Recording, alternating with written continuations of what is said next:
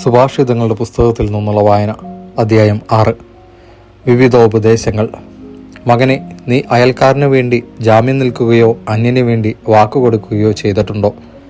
നീ നിന്റെ സംസാരത്താൽ കുരുക്കിലാവുകയോ വാക്കുകളാൽ കുടുങ്ങിപ്പോവുകയോ ചെയ്തിട്ടുണ്ടോ? എങ്കിൽ മകനെ, നീ അയൽക്കാരൻ്റെ പിടിയിൽപ്പെട്ടിരിക്കുന്നത് കൊണ്ട് രക്ഷപ്പെടാൻ ഇങ്ങനെ ചെയ്യുക. ഉടനെ ചെന്ന് അയൽക്കാരനോട് നിർബന്ധമായി അപേക്ഷിക്കുക. നിന്റെ മിഴികൾക്ക് ഉറക്കമോ കൺപോളകൾക്ക് മയക്കമോ അനുവദിക്കരുത്. വേട്ടക്കാരനിൽ നിന്ന് മാനിനെ പോലെയും പക്ഷിയെപ്പോലെയും രക്ഷപ്പെട്ടുകൊള്ളുക. മടിയനായ മനുഷ്യ, എറുമ്പിൻ്റെ പ്രവൃത്തി കണ്ട് വിവേകിയാവുക. മേലാളനോ കാര്യസ്ഥനോ രാജാവോ ഇല്ലാതെ അത് വേനൽക്കാലത്ത് കലവറയൊരുക്കി കൊയ്ത്തുകാലത്ത് ഭക്ഷണം ശേഖരിച്ചു വയ്ക്കുന്നു. മടിയ, നീ എത്ര നാൾ നിശ്ചേഷ്ടനായിരിക്കും? നീ എപ്പോഴാണ് ഉറക്കത്തിൽ നിന്ന് ഉണരുക? കുറച്ചുകൂടി ഉറങ്ങാം, തെല്ലുനേരം കൂടി മയങ്ങാം, കൈയും കെട്ടിയിരുന്ന് അല്പം കൂടെ വിശ്രമിക്കാം. ഫലമോ ദാരിദ്ര്യം വഴിപോക്കനെ പോലെയും ദുർഭിക്ഷം കൊള്ളക്കാരനെ പോലെയും നിന്റെ മുമ്പിലെത്തും. നിർഗുണനായ ദുഷ്ടൻ കുടില സംസാരവുമായി ചുറ്റി നടക്കുന്നു.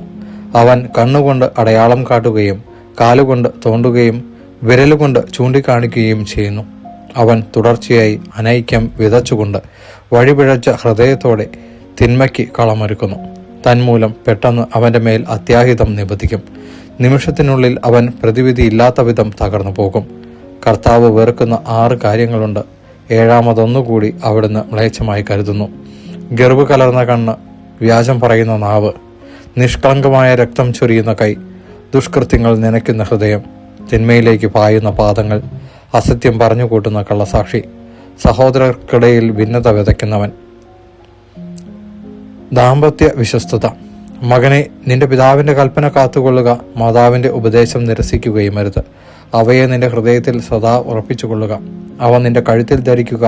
നടക്കുമ്പോൾ അവ നിന്നെ നയിക്കും. കിടക്കുമ്പോൾ നിന്നെ കാത്തുകൊള്ളും. ഉണരുമ്പോൾ നിന്നെ ഉപദേശിക്കും. എന്തെന്നാൽ കൽപ്പന ദീപവും ഉപദേശം പ്രകാശവുമാണ്. ശിക്ഷണത്തിൻ്റെ ശാസനകളാകട്ടെ ജീവന്റെ മാർഗവും. അവ ദുഷിച്ച സ്ത്രീയിൽ നിന്ന്, സ്വൈരിണിയുടെ മൃദുല ഭാഷണത്തിൽ നിന്ന് നിന്നെ കാത്തു സൂക്ഷിക്കുന്നു. അവളുടെ സൗന്ദര്യം നീ മോഹിക്കരുത്. കടാക്ഷ വിക്ഷേപം കൊണ്ട് നിന്നെ പിടിയിലമർത്താൻ അവളെ അനുവദിക്കുകയും അരുത്. എന്തെന്നാൽ വേശ്യയ്ക്ക് ഒരപ്പക്കഷ്ണം മതി കൂലി. വ്യഭിചാരിണിയാവട്ടെ ഒരുവന്റെ ജീവനെ തന്നെ ഒളിവിൽ വേട്ടയാടുന്നു. ഉടുപ്പ് കത്താതെ മാരടത്തിൽ തീ കൊണ്ട് നടക്കുവാൻ ആർക്ക് കഴിയും? അല്ലെങ്കിൽ കാലു പൊള്ളാതെ കനലിനു മീതെ നടക്കുവാൻ കഴിയുമോ? അതുപോലെ അയൽക്കാരൻ്റെ ഭാര്യയെ പ്രാപിക്കുന്നവനും അവളെ സ്പർശിക്കുന്നവനും ശിക്ഷയേൽക്കാതിരിക്കുകയില്ല. വിശപ്പടക്കുവാൻ ഒരുവൻ മോഷ്ടിച്ചാൽ ആളുകൾ അവനെ വെറുക്കുകയില്ലായിരിക്കാം. എങ്കിലും പിടിക്കപ്പെട്ടാൽ അവൻ 7 മടങ്ങ് പകരം കൊടുക്കേണ്ടി വരും. വീട്ടുമുതലെല്ലാം വിട്ടുകൊടുക്കേണ്ടി വരും. വ്യഭിചാരം ചെയ്യുന്നവന് സുബോധമില്ല. അവൻ തന്നെ നശിപ്പിക്കുകയാണ്. ക്ഷതങ്ങളും മാനഹാനിയുമാണ് അവന് ലഭിക്കുക. അവൻ്റെ അപമാനം തുടച്ചു മാറ്റപ്പെടുകയില്ല. എന്തെന്നാൽ അസൂയ പുരുഷനെ കോപാകുലനാക്കുന്നു. പ്രതികാരം ചെയ്യുമ്പോൾ അവൻ ദാക്ഷിണ്യം കാണിക്കുകയില്ല. അവൻ നഷ്ടപരിഹാരമൊന്നും സ്വീകരിക്കുകയില്ല. എത്ര വലിയ പാരിതോഷികങ്ങളും അവനെ പ്രീണിപ്പിക്കുകയില്ല. ദൈവവചനമാണ് നാം കേട്ടത്.